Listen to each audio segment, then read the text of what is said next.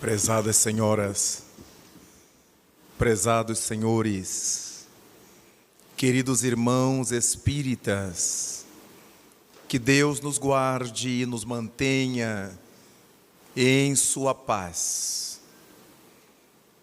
Estamos vivendo no planeta horas de muita comoção. Para onde nos voltamos, qualquer que seja o continente,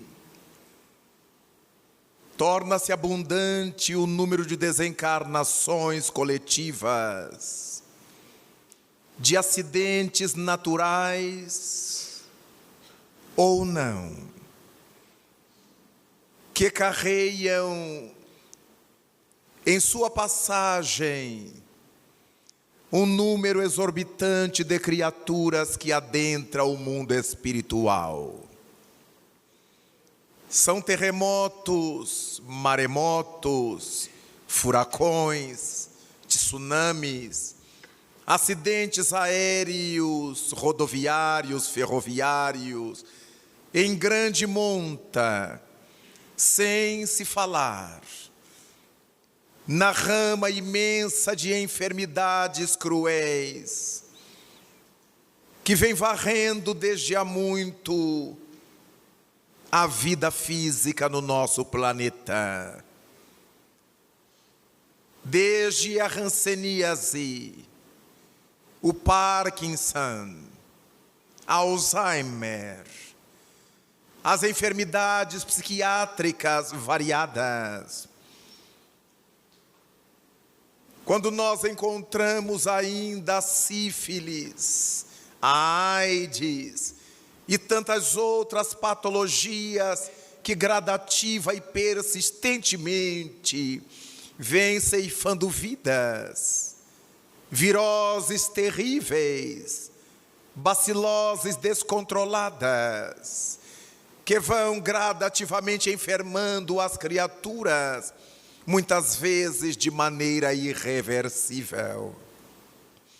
É verdade que, por um lado, todas essas coisas ocorrem sobre o dorso planetário e, por outro lado, falanges imensas de pesquisadores acham-se imbuídas de um ideal humanitário fantástico, internadas em laboratórios, buscando soluções para os problemas das patologias, vacinas, medicamentos, as variadas soluções para um drama que se abate sobre o mundo. Certamente que para as pessoas descrentes, ou para aquelas cuja fé ainda se ache muito frágil, surgirá sempre a indagação: por quê? Como é que Deus permite essas coisas? Estamos sempre colocando na conta de Deus todas essas ocorrências da humanidade. Queremos sempre saber por que é que Deus permite que todas essas tragédias ocorram, levando na sua caudal homens e mulheres de bem, ao mesmo tempo que homens e mulheres delinquentes e venais, arrastando também crianças, jovens, aqueles que tinham sonhos, aqueles que estavam começando simplesmente a viver a sua vida. Por que é que Deus permite? É a grande pergunta dos pseudo-religiosos, daqueles que têm a religião como um rótulo, mas não ainda como uma filosofia de vida. Porque bastaria que essa crença conseguisse nos alimentar o raciocínio, iluminar-nos o discernimento, para que pudéssemos admitir que, uma vez que temos em Deus a inteligência suprema de todo o universo, a concepção de que todas as coisas por Ele realizadas hão de ser supremamente perfeitas. Mas se essas questões nos estão chocando, do modo como vem acontecendo. Existem algumas bases que nós ignoramos. Há razões que nós desconhecemos, o que nos faz lembrar do Espírito Castro Alves, quando escreveu pelas mãos saudosas de Chico Xavier, num dos seus poemas, que há mistérios peregrinos, no mistério dos destinos que nos manda renascer. É que da luz do Criador nascemos, múltiplas vidas vivemos, para a mesma luz volver. Existem razões que nos escapam, mas certamente não nos caberia perguntar a Deus se ainda não paramos para olhar a nossa própria realidade. O que é que temos feito nós, as criaturas humanas, para que tenhamos que sofrer no planeta semelhantes doses de infortúnios? Allan Kardec, o codificador, imbuído desses sentimentos humanos, de perplexidade, diante desses eventos de morte e de dor, também dirigiu ao mundo espiritual a sua pergunta: como é que se pode entender essas desencarnações em massa, levando na sua caudal, no seu bojo, tantas criaturas, dedicadas ao bem, dedicadas ao mal, ainda que, segundo ele, seja mais fácil compreender a morte de um indivíduo, a enfermidade de um indivíduo torna-se muito complexa para a maioria das mentes entender essas mortes coletivas. E então, ao dirigir essa pergunta aos espíritos, veio responder ao codificador, o espírito Clélia de Plantier, um dos membros da equipe inovidável do Espírito de Verdade. E na sua mensagem, Clélia de Plantier, conforme encontramos em o livro Obras Póstumas, nos fala desses flagelos coletivos e nos dá uma verdadeira aula, explicando-nos passo a passo o processo como ele se dá. O que ocorre, ensina a benfeitora, é que cada indivíduo pode cometer desatinos contra a consciência cósmica, contra a sua própria consciência, em 3 níveis gerais. O indivíduo pode cometer desatinos e impropriedades como indivíduo, ele a sós. E neste caso, nós encontraremos, por exemplo, o indivíduo que carrega um vício, o tabagista, o alcoólatra, que vai destruindo o seu próprio corpo, aquela criatura de maus pensamentos, o irritável, o violento, o mentiroso, todas essas suas degenerescências se refletem sobre si mesmo. Ele realiza males sobre si mesmo. É ele a sós que procura realizar todo tipo de problemas que pode realizar. Ainda quando ele enderece esses problemas aos outros, é ele a sós que está realizando. É natural que dentro das leis de causa e efeito, esses indivíduos voltem em futuras ocasiões, carregando problemas individuais, é motivo de bênção, de vida, de glória para outras pessoas. Mas Clélia de Plantier, depois que estabelece que nós poderemos cometer erros individualmente, e por causa deles nos tornamos responsáveis individuais, ela nos diz que poderemos cometer desatinos contra a vida junto com o nosso grupo familiar.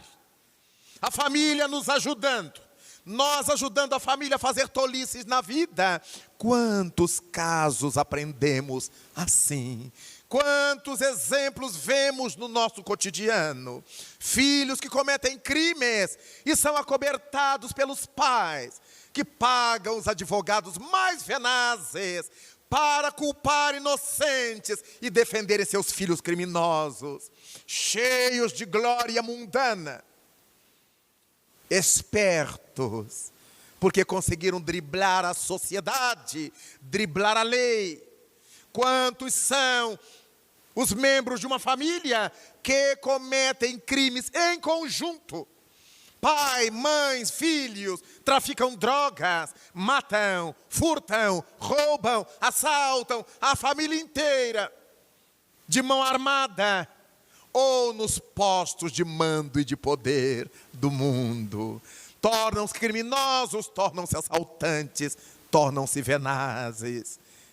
E o tempo passa, regressam ao mundo dos espíritos, tomam contato com a miséria que derramaram sobre os próprios caminhos e sentem a necessidade de voltar para resgatar com a sociedade os erros que cometeram em grupo familiar. Voltam todos no mesmo tronco genético. E todos nós conhecemos famílias inteiras em que todos são cardíacos. Todos têm câncer aos 40 anos de idade e desencarnam. Todos têm paralisia quando entram na adolescência. Os rapazes, em algumas famílias, as moças, noutra família. Até irem para a cadeira de rodas e muitos vão a óbito. Quantos são os membros de uma só família que carregam a propensão ao Parkinson, Alzheimer? A família toda tem hanseníase, a família toda tem hipertensão, a família toda. E nós nos perguntamos, de onde vem isto? A voz materialista dirá, é tolice, não tem nada a ver com reencarnação, e isso é genético. Mas a reencarnação não diz que é genético. Tudo que nos alcança na reencarnação, nos alcança via genética. Temos é que nos indagar se há tantas famílias no mundo onde esse problema não existem, por que é que o Criador da vida nos pôs nesse tronco genético, onde tais problemas sucederão? Por causa dos nossos débitos morais, por causa dos nossos comprometimentos. Então reencarnamos numa família da qual herdaremos geneticamente aquelas misérias orgânicas, aqueles problemas de saúde que precisamos, que merecemos ter em nós. Daí, aqueles que cometeram desatinos em conjunto, retornam para resgatá-lo em conjunto familiar. Quantas vezes a família renasce sem qualquer problema de saúde, mas não consegue ganhar dinheiro. Os pais desde cedo trabalhando em subserviços, em subempregos. E desde cedo os filhos os têm que ajudar. E para isso são retirados da escola. E para isso não têm acesso às facilidades sociais. E renascem para esse tipo de expiação, em sociedades nas quais os governos não dão a mínima importância, onde a frieza social parece ignorá-los, exatamente para que eles tenham espaço para resgatar o débito que contraíram com a vida, com a sociedade. Nós nos perguntamos, por que razão essas coisas acontecem? Por que determinada criança nasce filha de alcoólatras e por causa disso é portadora de um monte de deficiências? Por causa do alcoolismo dos pais. E nós nos perguntaríamos, como é que Deus faz uma coisa dessa? Por que deixa os alcoólatras terem filhos dessa forma? Porque esses filhos que nasceram dos alcoólatras são os alcoólatras de ontem, que precisam resgatar através do lastro que eles próprios viveram em outras experiências. Por que é que nascem filhos de aidéticos, portadores do vírus? E por que é que nascem filhos de aidéticos, liberados do vírus? Naturalmente, temos que convir aqueles que vêm para ajudar a família a crescer e aqueles que vêm para ajudar a família a sofrer. Dessa forma, começamos a compreender os problemas de saúde física, de saúde social, pelos quais passam aqueles que devem no conjunto da família. Toda família padece de uma maneira mais intensa, menos intensa, de conformidade com a responsabilidade de cada um. Daí, começamos a entender que as coisas que ocorrem na existência planetária não são casuais, elas são causais. E quando cada indivíduo vai quitando a parte que lhe cabe na tormenta, vai conseguindo se libertar, vai conseguindo estudar, sair daquele contexto, tratar da saúde, mudar-se de cidade, mudar-se de realidade socio-moral. Na medida em que vai se libertando da dificuldade, domicando de 100 gramas em 100 gramas. Nós verificamos que as grandes somas de débitos morais, nós as fazemos errando de pouquinho em pouquinho. Costumamos dizer, mas é só hoje. Bobagem. Mas amanhã nós repetimos a mesma frase, é só hoje, mas já foi ontem. Ao final do ano nós estamos dizendo, é só hoje, mas já foi o ano inteiro. Porque nós achamos que errar em doses homeopáticas não tem problema. O problema é um grande erro. Só que as gigantescas montanhas são produzidas de grão a grão de areia. Os mares agigantados, os grandes oceanos são feitos gota a gota d'água. Então, esses erros que a gente vai cometendo todo dia um pouquinho, porque é só hoje e é só um pouquinho, ao longo da existência, nós teremos contraído uma dívida imensa, cada um de nós e todos nós. E é por isso que nos encontramos numa sociedade reclamando das mesmas coisas, da venalidade dos homens públicos, das enfermidades que nos assolam, dos tremores de terra, das tsunamis, das enfermidades sem remédio, das doenças sem vacinas, porque foi este o mundo para o qual nos candidatamos.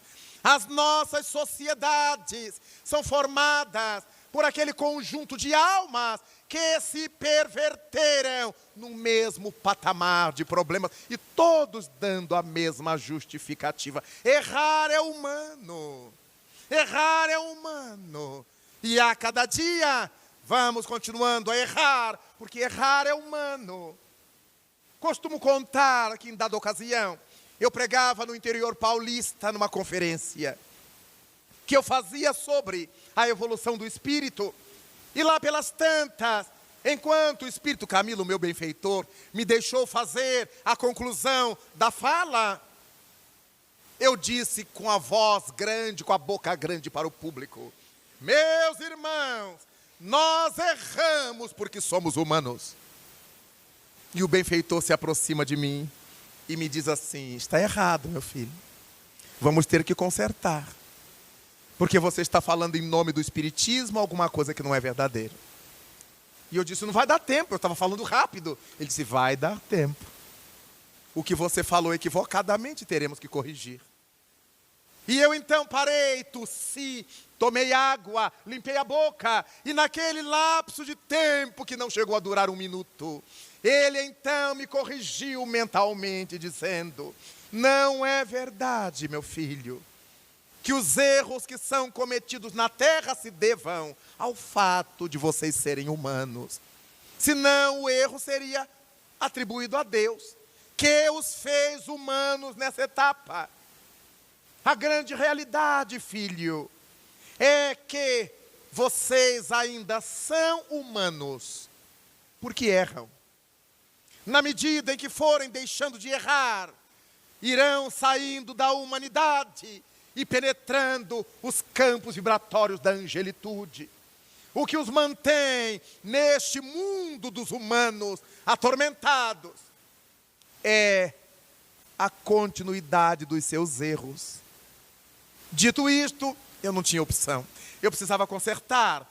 Quando terminei toda aquela mise-en-scène de tossir, de limpar a boca, de beber água, eu voltei-me para o público e disse exatamente o contrário. Nós ainda somos humanos, porque erramos. E houve quem dissesse em voz alta, sem saber que eu estava ouvindo, é o samba do crioulo doido.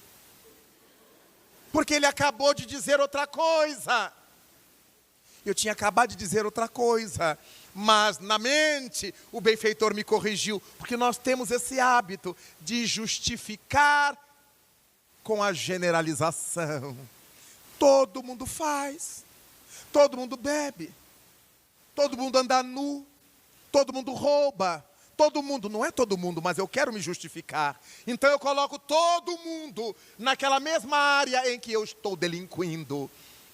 E continuo a delinquir, justificando que todo mundo faz. E ainda que todo mundo fizesse, o conhecimento que nós já temos nos impediria de fazer.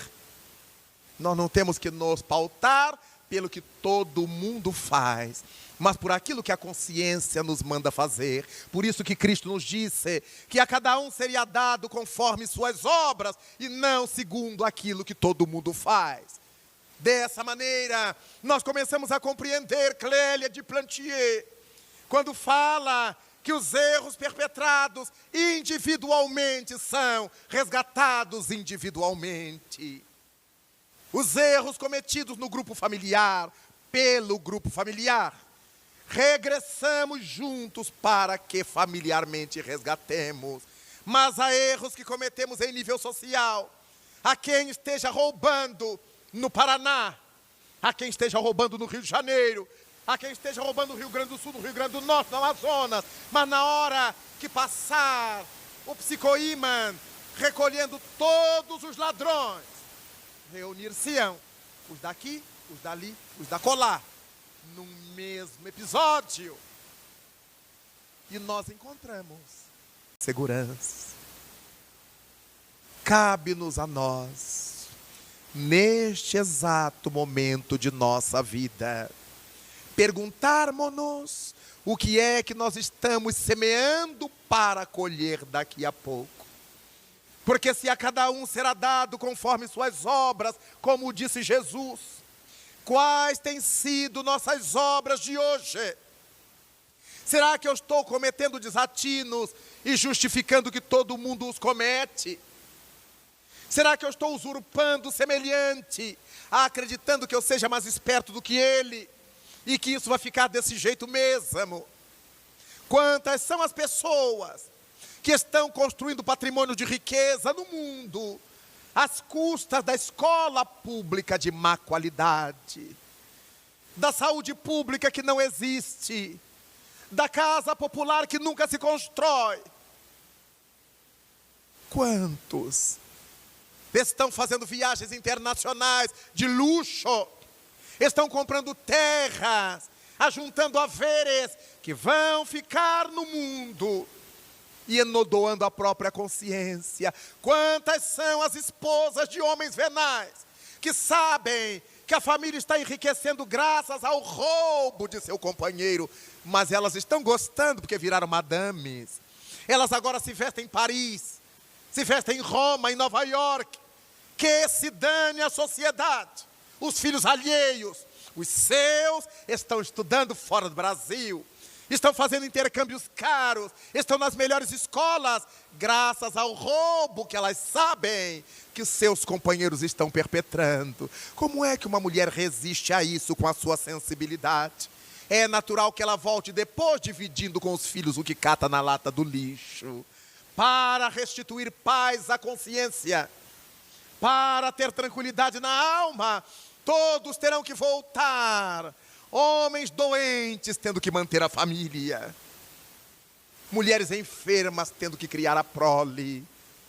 Pais e mães saudáveis carregando nos braços filhos aleijados, filhos lesionados, tetraplégicos, hemiplégicos, autistas, esquizofrênicos, macrocéfalos, microcéfalos, hidrocéfalos, porque todos nós que erramos aqui, teremos que voltar aqui para nos acertar, porque o criminoso sempre volta ao local do crime. É dessa forma que encontramos na doutrina espírita uma razão a mais para vivermos melhor, para não irmos nessa história de que temos que ganhar e lucrar aqui, porque o Espiritismo nos prega, nos ensina que nós não vamos morrer, sairemos dos corpos sem que saiamos da vida. Apenas desencarnaremos, mas teremos que voltar à terra, à escola. E tomara que não convertamos a terra escola em uma terra penitenciária, em uma terra presídio, porque ela será para nós aquilo que tenhamos feito dela, na nossa dimensão terrestre. Por tudo quanto já sofremos hoje, sabemos que está tudo isso amarrado ao que fizemos ontem. Se não está bom, tratemos de realizar hoje uma melhor sementeira para o futuro. Porque, de acordo com as falas de Jesus, a sementeira é livre para nós, mas para nós será obrigatória a colheita. Tudo quanto hoje estivermos semeando, exatamente esses frutos teremos que colher mais tarde. Quem semeia ventos, diz o brocardo popular, há de colher tempestades. Por isso, tantos tremores, furacões, tufões, vulcões, maremotos, tsunamis, enfermidades variadas, assolando a nossa vida no planeta. Não porque Deus nos haja esquecido, mas porque Ele respeitou o nosso livre-arbítrio, a nossa liberdade. Na hora em que escolhemos errar, esse mesmo respeito divino entra em ação no momento em que teremos que nos alimpar, que resgatar, que restituir a vida às energias que da vida usurpamos. É por isso, então, que cabe a cada qual de nós, que já consegue manter contato lúcido com a doutrina espírita, para valorizar a crença, para que não seja o espiritismo apenas uma religião mais barata para nós, onde não temos que dar aos nossos líderes 10%, 20%, nem 30% do nosso soldo mensal. Não podemos procurar o espiritismo porque seja uma doutrina mais em conta. Deveremos procurá-lo porque ele nos mostra o caminho sem nos esconder nada. Não nos promete o inferno, nem o reino dos céus, porque Jesus Cristo não o fez. Disse que a cada um seria dado conforme suas obras. Disse-nos Jesus que o reino dos céus não tem aparências externas, não está do lado de fora. O reino dos céus está dentro de cada um de nós.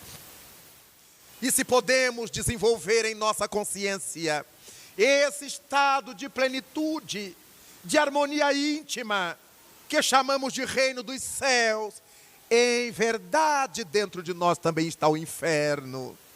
Quando vivemos em contraposição às leis de Deus, quando resolvemos driblar o nosso semelhante e nos passar por espertos, com certeza podemos enganar as pessoas durante um tempo, mas ninguém consegue se enganar a si mesmo, porque temos que dormir e acordar conosco, sabedores do que fizemos, Quantas vezes tratamos as pessoas com beijinhos, com abraços, com tapinhas nas costas, com sorriso.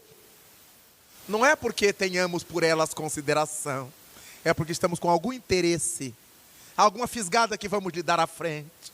É por isso que o livro dos Espíritos nos diz que Deus não vê as coisas que nós fazemos. Ele está atento às razões que nos levam a fazê-la. Daí, são as nossas intenções que contam. São as nossas intenções que valem. Porque muitas vezes o nosso discurso é bonito, mas a intenção é pérfida. Basta vermos os períodos de campanhas eleitorais. Todos amam a sociedade. Beijam crianças sujas, abraçam senhoras e senhores mal cheirosos, mendigos, todos que podem representar votos. E depois nunca mais deseja saber deles. Não os recebem jamais e se tornam senhores feudais da sociedade. Eles mentiram de caso pensado. É o pecado contra o espírito que as traduções de São Jerônimo nos trouxeram como pecado contra o Espírito Santo. Jesus Cristo nos houverá dito: todos os pecados vos serão perdoados, menos aqueles cometidos contra o Espírito, ou segundo a tradução, contra o Espírito Santo. Mas que erro é esse, que pecado é esse, para o qual não há perdão? Se Cristo nos ensinou por seu turno a que perdoássemos não 7 vezes, mas 70 vezes 7 vezes. É que aqueles erros que nós cometemos por ignorância, a nossa consciência aceita o perdão dos outros. As pessoas dizem: eu lhe perdoo, eu sei que você não fez por querer. E nos sentimos confortados com essa compreensão, com essa indulgência, com esse perdão. Mas aqueles erros que nós cometemos de caso pensado, ninguém nos pode perdoar. Só a gente. Só a nossa própria consciência. Por isso é que não há perdão dos outros para com os erros cometidos contra o Espírito. Aqueles que a gente sabe que está fazendo, mas por se achar esperto, ou por ser bom, ou por ser cruel, levamos à frente e cometemos. Por mais que as pessoas nos digam: eu lhe perdoo, você não sabia. Nós sabemos que sabíamos. É por isso que ninguém nos pode perdoar. É por isso que para esses tipos de erro não há perdão dos outros, não há perdão de fora. Tem que haver o perdão da própria consciência. Allan Kardec, no livro O Céu e o Inferno, escreveu então: não basta que nos arrependamos dos erros cometidos, há necessidade da expiação. Temos que devolver a vida às energias que dela usurpamos. Não adianta eu ficar com remorso, arrependido dentro de minha casa, quando as pessoas a quem eu feri estão se danando na vida. Cabe me resgatar. Se eu estou encarnado, eu vou até elas. Peço que me perdoem. Se danifiquei alguma causa, trabalho para reconstruir, para aliviar minha consciência de culpa. Porque se eu não fizer isto pelas leis do amor, eu terei que voltar e fazê-las na marra, pelas circunstâncias da minha vida. Como diz a voz popular, pela dor. É por isso então que a doutrina espírita nos chama hoje a realizarmos o nosso melhor na terra. Para quem é jovem no corpo, a doutrina espírita é um excelente medicamento. É uma vacina notável, porque quem é jovem não tem necessidade de se corromper, enodoando a vida com todas as bênçãos que ainda nos esperam a caminho. Para quem está no meio da estrada, o Espiritismo é uma bênção, porque nos ensina a viver marido e mulher, a experiência do respeito recíproco, da amizade, do companheirismo. Ajuda-nos a criar os filhos na pauta das leis do bem, da dignidade, da decência, dizendo-lhes sempre: meu filho, quando um não quer, dois não brigam. É melhor o covarde em casa do que o corajoso morto. Ensinar a eles que não tem que revidar o mal com o mal, como propôs Jesus. Não considereis o mal, não retruqueis contra o mal. E o Espírito Emmanuel, por Chico Xavier, dizendo: o mal não merece respeito em tempo algum. Ensinar aos filhos a trazer seus dramas para lavar nas águas da família. Conversarmos em casa, nada de resolver na rua. Se vier chorando para casa, vai apanhar. Se apanhou na rua, bata na rua. Porque hoje não se briga de mão, se briga de revólveres. Então, se quisermos manter nossos filhos, temos que ensinar-lhes a manter as próprias vidas. Não pela covardia moral, mas pela coragem moral de silenciar na frente da treva e viver em paz. Para aqueles que já passaram da juventude, da madureza e que estão na idade avançada dos anos, o Espiritismo é uma bênção, porque nos ajuda a repensar, a reconsiderar os caminhos que trilhamos. Aqueles que envelheceram na pauta do bem, quantas alegrias, quantas bênçãos, quantas dádivas. E é essa experiência que passaram aos filhos, aos netos, aos mais jovens. Mas aqueles que fizeram da vida um tormento, e agora na fase dos cabelos brancos, sentem o peso desse tormento. É excelente oportunidade para refletir, pedir perdão a Deus e fazer alguma coisa de boa, aconselhando aos mais jovens, aos filhos, aos netos, aos bisnetos, aquilo que não devem fazer, explicando-lhes os caminhos tortuosos que seguiram e que não devem ser imitados, porque o mau exemplo não pode servir de exemplo a ninguém. Dessa forma, o Espiritismo, em qualquer fase de nossa existência, nos alcança e nos traz luz, para que possamos não apenas passar pela terra como um peso morto, mas que consigamos aqui realizar a nossa melhor sementeira. Não nos importe se alguém nos disser que o Espiritismo é coisa do demônio. Mentira. O demônio não nos poderia ensinar a amar a Deus acima de todas as coisas e ao próximo como a nós mesmos. O demônio jamais nos ensinaria a não fazer mal aos outros e buscar o bem. O demônio jamais nos ensinaria a ser pessoa digna, autorrespeitável, responsável pela própria existência. Então, como o Cristo nos disse que se conhece a árvore pelos frutos, não acreditemos em discursos, verifiquemos os frutos daqueles que estão falando para nós. A mensagem de Jesus não pode se converter numa muralha de divisões entre nós. Não importa qual seja a nossa religião formal. Se somos espiritistas, umbandistas, evangélicos, católicos romanos, taoístas, budistas, judeus, o que importa é o bem que nós fazemos.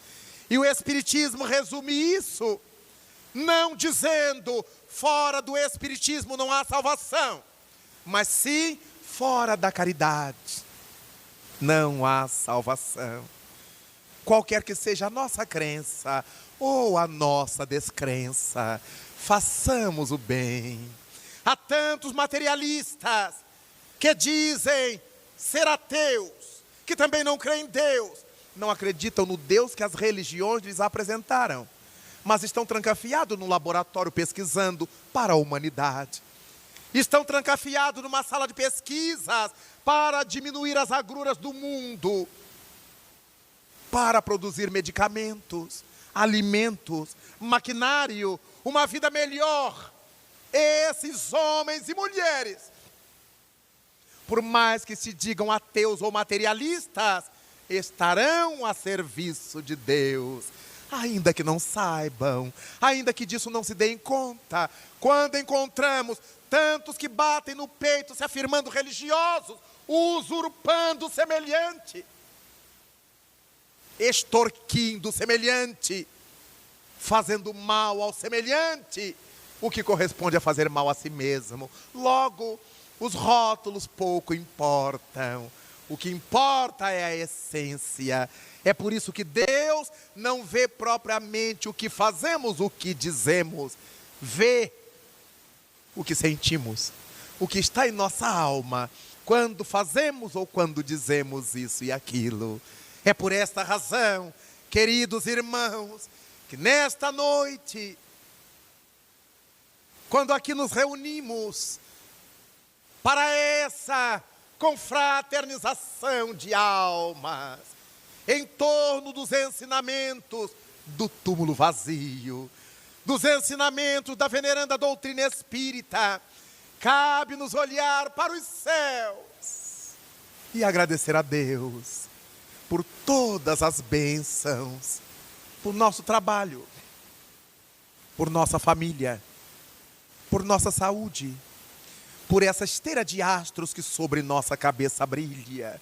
Agradecer a Deus porque podemos enxergar, ouvir, caminhar. Agradecer a Deus pelas oportunidades de aprender na terra, com nosso juízo bom, perfeito, os melhores caminhos para nos libertar da nossa própria ignorância. O Espiritismo, então, corresponde ao retorno de Jesus entre nós, com uma outra linguagem, com uma nova coloração, com uma interpretação racional, para que nós não creiamos apenas com o sentimento, mas ajuizemos, avaliemos com a razão, porque a fé inabalável, escreveu Allan Kardec, só é aquela que pode encarar a razão face a face, em todas as épocas da humanidade. É por isso que o Espiritismo não nos chama somente a sentir, mas a pensar e a viver. Agradecidos então ao nosso Pai e ao nosso Mestre, Jesus. A eles nós diremos de tudo que vai em nosso coração, da nossa alegria, da nossa gratidão. E cheios de emoção, desejosos de trilhar com segurança os caminhos que ainda nos esperam sobre o mundo. Apesar de todas as lutas, dos embates, da família difícil, do emprego complicado, da saúde periclitada, conscientes de que algo fizemos à vida, para que a vida nos responda dessa maneira, nós então nos daremos as mãos e pediremos a Cristo que venha ter conosco em nosso meio, já que Ele nos disse que onde se encontrassem 2 ou mais reunidos em seu nome, Ele aí estaria. Peçamos a Ele então para que venha, porque todos nós hoje sabemos que onde estiver Jesus, alma querida e boa, ilusão, erro, falhas apareçam embora, e ainda mesmo que o mal em torno de nós desarvora, quanto a ti, que já conheces o bem, esclarece, ilumina, ampara, aperfeiçoa, porque onde estiver Jesus, nada se diz à toa, uma vez que o engano pede luz, onde a verdade mora e a caridade, ora, ora, alteia-se mais bela e o trabalho abençoa. Onde estiver Jesus, ainda quando te vejas humilhado, sozinho, nas desfigurações, nas calúnias do caminho, inflama-te de amor, amor que em todo tempo e lugar é sol ardente, é sol fecundo. Onde estiver Jesus, eis que o Mestre espera de ti a bondade, o perdão, a renovação, a paz, a fé sincera, para a glória da vida e para a redenção do nosso mundo. Muito obrigado, Pai da vida. Muito obrigado, Cristo amado. Muito obrigado, senhores.